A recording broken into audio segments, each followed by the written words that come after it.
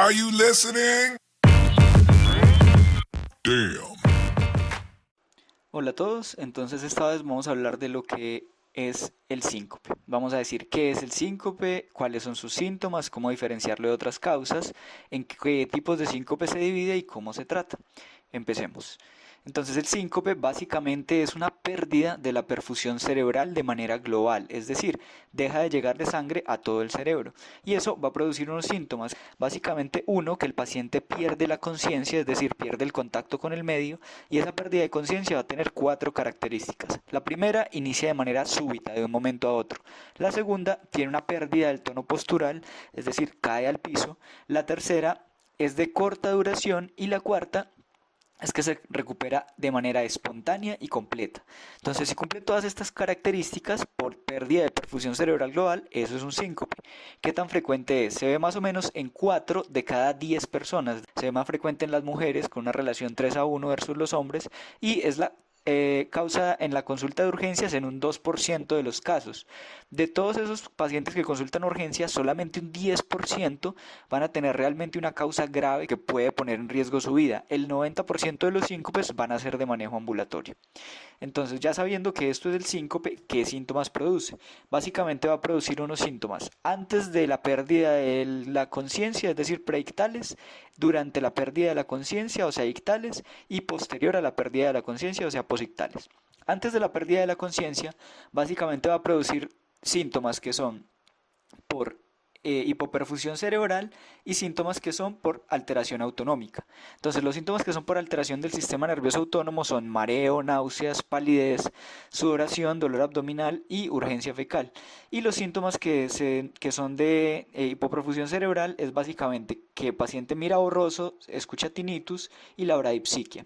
Todos estos síntomas van a durar aproximadamente 30 segundos antes de que el paciente pierda la conciencia.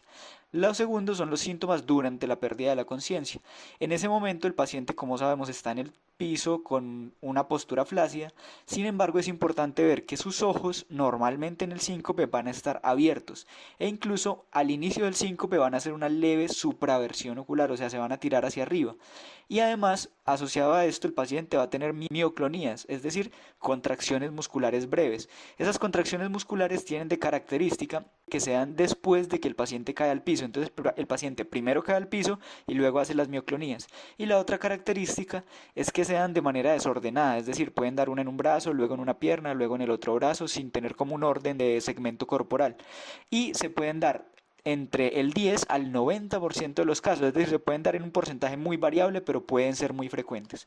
Y finalmente, los síntomas después de que el paciente pierde la conciencia van a ser casi nulos. Puede quedar el paciente con un poquito de fatiga y podría estar con algo de confusión, pero esa confusión tiene que ser extremadamente corta, es decir, unos segundos a minutos máximo, porque normalmente el paciente después de un síncope debe recuperar completamente como lo vimos. Si queda confuso por mucho tiempo, eso es más un posictal de una convulsión.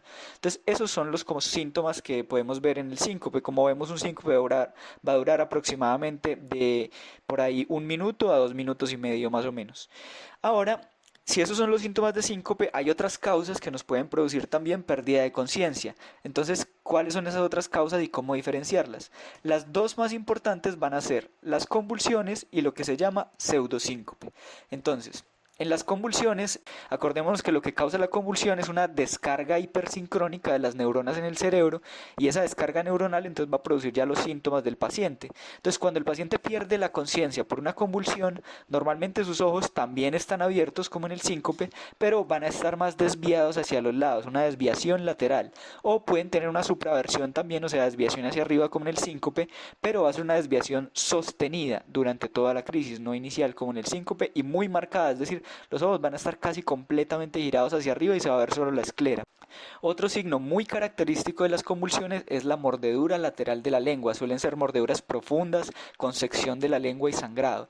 Y finalmente las mioclonías son muy características de las convulsiones. Sin embargo, para diferenciarlas de las mioclonías de síncope, tenemos que las mioclonías de las convulsiones se van a producir antes de que el paciente caiga al piso, porque ahí las descargas neuronales están desde antes, entonces producen la contracción del músculo desde antes, y cuando el paciente cae al piso ya ha hecho mioclonías. Y la otra característica de las mioclonías de convulsiones es que van a ser de una manera ordenada, es decir, le da al paciente primero en la mano, luego en el brazo, luego en el hombro, luego se le pasan al cuello y la cara, siguen un orden topográfico. Esas son las dos diferencias con las mioclonías del síncope. Y el otro diagnóstico diferencial sería el pseudosíncope. Entonces, ¿cómo diferenciar el síncope del pseudosíncope? El pseudosíncope básicamente es un paciente que tiene la sensación de pérdida de la conciencia, pero este paciente realmente no tiene una causa orgánica que esté explicando ese síntoma, es decir, no tiene hipoperfusión cerebral, no tiene unas neuronas que estén descargando como en las convulsiones, pero él tiene esa sensación. Este pseudosíncope hace parte de los llamados síndromes funcionales, que son síndromes en los que el paciente tiene un síntoma, una sensación subjetiva del síntoma, pero no tiene una enfermedad orgánica de base. Muy importante que no son pacientes que estén fingiendo, ellos realmente sienten ese síntoma, pero no tienen la causa orgánica de base, y son los pacientes que anteriormente se llamaban pacientes conversivos. Las características entonces de los pacientes con pseudosíncope son que los ojos van a estar cerrados, ¿no? Y es muy específico de que sea un pseudosíncope si además de tener los ojos cerrados, cuando usted intenta abrírselos hace una resistencia a la apertura ocular. Eso es muy típico del pseudosíncope.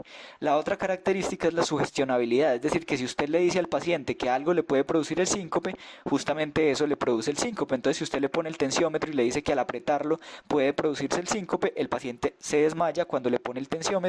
Y finalmente la distractibilidad es que el paciente, a pesar de estar durante el episodio de pérdida de conciencia, puede tener un contacto con el medio y algún evento o alguna cosa externa lo puede distraer de eso y mejorar de los síntomas.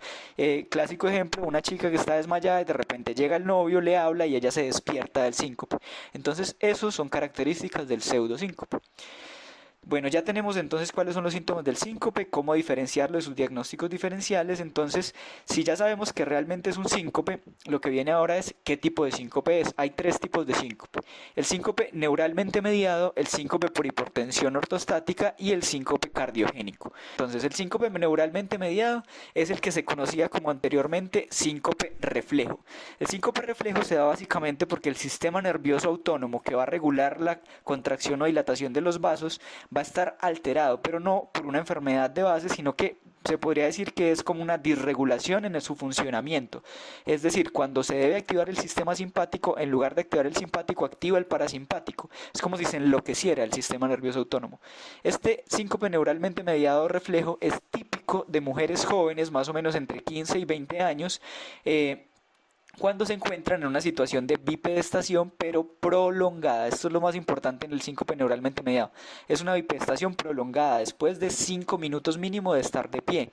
Y también se aumenta la probabilidad de este síncope si la paciente ha estado expuesta a calor, alta ingesta de comida, alto estrés o ha hecho ejercicio extenuante. Entonces, este es el típico desmayo que se produce en una mujer que está haciendo la fila, por ejemplo, en un ambiente muy caluroso durante muchos minutos. Este síncope neuralmente mediado reflejo tiene tres subtipos: el síncope vasovagal, el situacional y el del seno carotidio. El situacional es un síncope que se da siempre en la misma situación, es decir, por ejemplo, siempre que el paciente ve sangre, siempre que está asustado, cuando está en cualquier una situación específica y siempre que pasa eso se desmaya, es un síncope situacional. El segundo síncope es el síncope de seno carotidio. Entonces, este se produce porque cuando se hace una presión en el cuello se activa el seno carotidio. Todos fisiológicamente, cuando nos activamos el seno carotidio, desencadenamos una respuesta del sistema parasimpático, pero las personas que tienen síncope del seno carotidio tienen una respuesta exagerada del seno carotidio. Entonces, estímulos muy pequeños como ponerse una corbata, ponerse un collar apretado, incluso afeitarse, les producen un síncope del seno carotidio. Cuando la historia clínica es sugestiva de esto, podemos comprobarlo mediante una maniobra. Esa maniobra se llama el masaje carotidio. Entonces, el masaje carotidio es una maniobra que es segura, pero hay que saber las contraindicaciones. No se debe hacer masaje carotidio a pacientes que hayan tenido accidente cerebrovascular o accidente isquémico transitorio en los últimos 3 meses, porque puede haber sido por una placa aterosclerótica en el cuello, y al usted presionar el cuello, embolizar esa placa hacia arriba y producirle un nuevo ACV. Y por la misma razón tampoco se debe hacer en personas que tengan una obstrucción carotidia mayor al 70% comprobada, o que usted lo ausculte. Entonces antes de hacer el masaje carotídeo siempre hay que auscultar las carótidas, y si usted lo ausculta y le encuentra un soplo, eso puede indicar que tiene una obstrucción carotídea, entonces es mejor no hacer masaje carotídeo. Bueno, si ya comprobó que no tiene ninguna de las dos contraindicaciones, entonces se lo hace. ¿Cómo se hace? Usted tiene el paciente acostado y lado por lado en la parte anterior al esternocleidomastoideo, detrás de la tráquea y debajo del ángulo de la mandíbula. Va a hacer un masaje circular gentil más o menos durante 10 segundos, primero en un lado, luego en el otro, y todo el tiempo el paciente tiene que estar monitorizado, midiéndole la presión arterial y con el cardioscopio viendo la frecuencia cardíaca. Si el paciente en cualquier momento se le disminuye la presión arterial sistólica más de 50 milímetros de mercurio o hace una asistolia mayor a 3 segundos, es un signo de masaje carotídeo positivo y puede tener un síncope del seno carotídeo. Si no le funcionó con un lado, pues pasa a hacerlo al otro. Si no le funcionó con los dos lados, en vez de hacerlo acostado, lo hace con el paciente de pie. Si de pie no funciona, es negativo esta maniobra. Y finalmente el síncope vasovagal, que no lo hemos mencionado, es cualquier síncope neuralmente mediado reflejo que no es ni situacional ni del seno carotídeo. O sea, este es el típico desmayo que se encuentra, como decíamos, en mujeres que están en bipedestación prolongada haciendo una fila con calor. Bueno, ese es el primer tipo de síncope. Vamos al segundo. El segundo es el síncope por hipotensión ortostática. El síncope por hipotensión ortostática también se da por alteración del sistema nervioso autónomo, pero este no es porque haya un disregulamiento en su funcionamiento, sino porque realmente está enfermo. El sistema nervioso autónomo está dañado o tiene algún medicamento que lo está afectando. Entonces, cuando tenemos un reto, como que un paciente se pone de pie, de estar acostado pasa a estar de pie, necesita activar el sistema nervioso simpático, pero como el sistema nervioso autónomo está dañado, no lo activa e inmediatamente, y ese es el punto más importante en la hipotensión ortostática, inmediatamente cambia de posición, presenta los síntomas del síncope, o sea, el mareo, y puede presentar el síncope. Este es típicamente un síncope que se da en mayores de 65 años con muchos medicamentos polimedicados. Y como dijimos, su característica es que inmediatamente produce la bipedestación, inmediatamente tiene síncope o síntomas de síncope, y es consistente. O sea, el síncope siempre se da con los cambios de posición. No es como el neuralmente mediado, que a veces puede que la muchacha pase mucho tiempo de pie y no le ocurra síncope, y otras veces sí lo tiene. En este, siempre que se pone de pie tiene síntomas de síncope o síncope.